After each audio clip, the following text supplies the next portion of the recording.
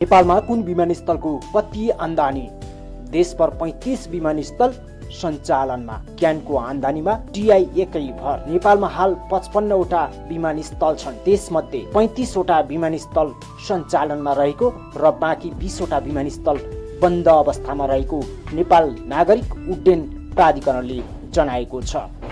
यसरी सञ्चालन हुन नसकेका विमानस्थलहरूमा बझाङ, रुकुमको चौरझारी, दार्चुला, ढोरपाटन, गोर्खाको पालुङटार, दोलखाको जिरी, कालीकोट, अछामको कमल बजार, काङ्गेल डाँडा, ओखलढुङ्गाको खिजी चण्डेश्वरी, रसुवाको लाङटाङ, खोटाङको लामीडाँडा, महेन्द्रनगर, मनाङ, डोल्पाको मसिनेचौर, चितवनको मेघौली, रोल्पा, ओखलढुङ्गाको रुम्जाटार, सोलुखुम्बुको स्याङ्बोचे रहेका छन्।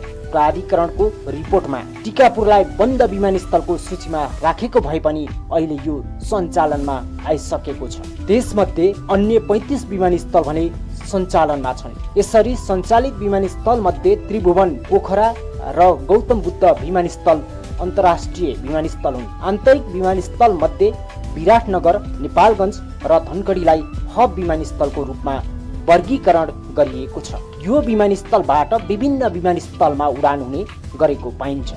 बाँकी 29 विमानस्थल आन्तरिक विमानस्थल पनि अहिले सञ्चालनमा छन्। सञ्चालनमा रहेको विमानस्थलहरूमा बैतडी, बझाङ, बाजुरा, भरतपुर, भोजपुर, चन्द्रगेडी, दाङ, डोल्पाको जुफल, डोटी, इलामको फाल्गुनन्द, सुकीलुम्बा, गुल्मीको रेसुङ्गा छन्। त्यस्तै जनकपुर, जोमसोम, जुम्ला, खानीनन्द, पोखरा, फाप्लु, राजविराज, रामेछाप, मुगुको ताल्चा, रुकुमको सल्ले, अछामको साफेबगर, बाराको सिमरा, हुम्लाको सिमकोट, सुर्खेत, ताप्लेजुङ, सोलुखुम्बुको लुक्ला, खोटाङको थामखर्क र सङ्खुवासभाको तुमलिङटार विमानस्थल समेत सञ्चालनमा रहेका छन्। देशभर विमानस्थल सञ्चालनमा भए पनि नेपाल नागरिक उड्डयन प्राधिकरणको आम्दानी भने त्रिभुवन विमानस्थलमै निर्भर हुने गरेको देखिन्छ। आर्थिक वर्ष 2080-81 मा कुल 12 अर्ब 86 करोड रुपियाँ बराबरको आम्दानी गरेको छ, जुन अरू सबै विमानस्थलले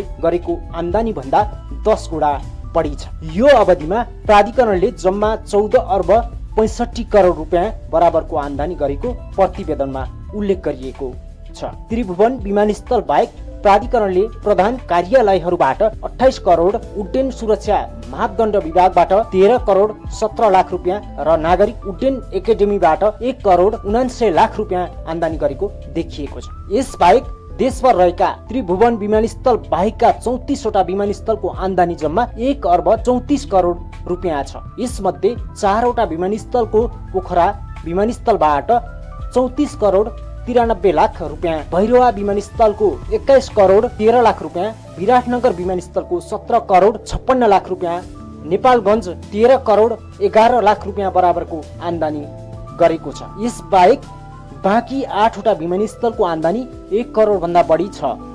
यसमध्ये चन्द्रगढी 8 करोड 17 लाख, धनगढी 6 करोड 56 लाख, भरतपुर 6 करोड 39 लाख, जनकपुर 6 करोड 12 लाख, सिमरा 5 करोड 94 लाख, लुक्ला 6 करोड 23 लाख, सुर्खेत 2 करोड 73 लाख र रामेछाप विमानस्थलको आम्दानी 1 करोड 41 लाख रुपियाँ रहेको छ।